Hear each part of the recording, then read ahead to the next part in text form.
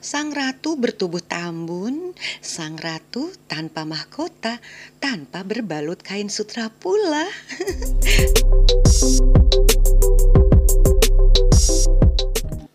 Hai sahabat Gado-Gado Channel, masih inget nggak waktu kemarin saya posting tentang rayap yang bikin konstruksi di atas lantai keramik? Nah, ini ketahuan sahabat, si Mangkeluk ternyata emang dia mempunyai alur khusus. Wow, alur khusus ya, trayek ya.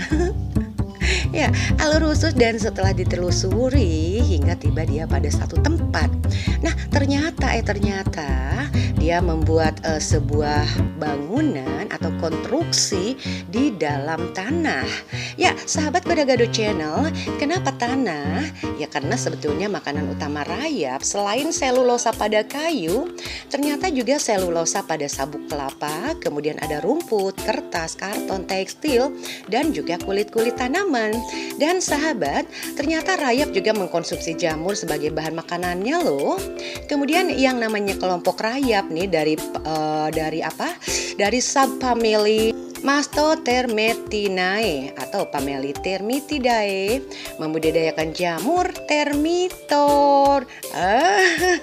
Dibantu lewat tulisan aja deh sahabat, biar tidak salah pelafalan, tidak salah menangkap informasi, ya kan? Ya, sahabat Gado-Gado Channel, lantas jamur yang dimakan itu biasanya dimakan oleh anggota koloni yang masih muda. Dan ternyata sahabat, rayap juga ada loh yang mengkonsumsi tanah yang mengandung mineral. Kemudian juga diketahui tanah mengandung karbohidrat dan mikroorganisme tanah dan juga polifenolik. Nah, kemudian sekitar 60% dari famili Termitidae ini mengkonsumsi tanah sebagai makanannya. Lalu sahabat Gado-Gado Channel, yang namanya sebutan rayap nih, ini sebetulnya mengacu pada hewan secara umum loh.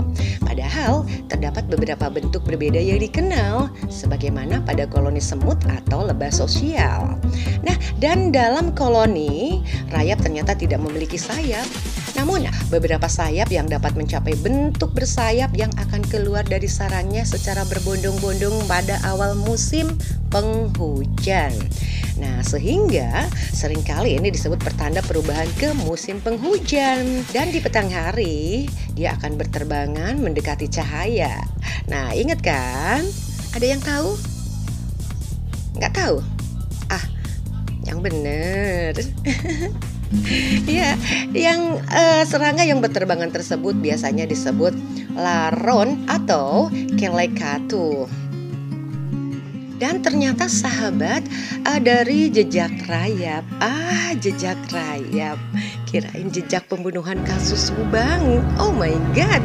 Ya, jejak rayap tersebut jelas kentara banget loh. Karena biasanya rayap itu beriringan bolak-balik gitu kan. Belum pernah saya menemukan rayap jalan sendiri loh. Apa takut diculik? Takut diculik kali ya. Ya, jadi dia sengaja berjalan secara ramai-ramai atau berkoloni kayak gitu. Dan akhirnya ternyata berujung di satu tempat. Biasanya dia menerobos lapisan tanah, dan di dalam tanah tersebut mereka membuat konstruksi. Ya, konstruksi bangunan untuk mereka dong ya. Dan uniknya lagi nih sahabat Gado-Gado Channel, walaupun mereka membuat konstruksi, tapi ada loh konstruksi khusus yang dibuat untuk sang ratu. Wow, spesial banget ternyata ya. Itu salah satu bentuk pengabdian mereka. Ya, dan bisa sahabat lihat, ternyata selain bentukannya nih nggak berongga-rongga kayak yang buat rakyatnya, si ruangan khusus yang buat sang ratu, ternyata dia lebih rapat dan lebih tebal. Dan sahabat tahu bagaimana bungkelekan sang ratu? Oh my god. Ya, dan besar sekali sahabat Gado-Gado Channel. Kebayang gak sih? Ya, sang ratu tanpa mahkota, tanpa berbalut kain sutra pula, bahkan cenderung telanjang. Wah, ini nih ratu rayap. Besar. Bahkan dia untuk menggerakkan badannya saja, sang rakyat itu rela loh menggotong tubuhnya yang tambun ya secara beramai-ramai. Senengnya. Ya, sahabat Gado-Gado Channel, cuma keadaan kontras Ratu, dia jelas memiliki badan yang gemuk, tapi berbeda dengan sang raja, the king. The king? Ah, bukan yang ono. Ya, ini king dari rayap. Lihat, dia memiliki perawakan yang kecil banget. Nyaris hanya sebesar ukuran kepalanya sang ratu. Aneh ya? Ya, tapi itulah keunikannya, subhanallah banget. Memang sang ratu bertumbuh tambun dan begitu dimanjakan oleh para pengabdinya, karena memang ratu punya tugas khusus loh. Ya, punya tugas khusus. Makanya dia begitu ditimang-timang, hai. Ya, dia ditimang-timang, disayang-sayang dengan begitu rupa ya oleh rahayatnya. Nah, sahabat Gado-Gado Channel, sang ratu tanpa mahkota bahkan tanpa berbalut kain sutra pula, ya, akan lebih suka bertelanjang kayak gitu kan? Ya, sahabat Gado-Gado Channel, untuk lebih mengetahui lagi apa fungsi ratu, ya, sahabat boleh cek di deskripsi ya. Terlalu panjang. Ya, baik sahabat Gado-Gado Channel, itu saja sharing saya.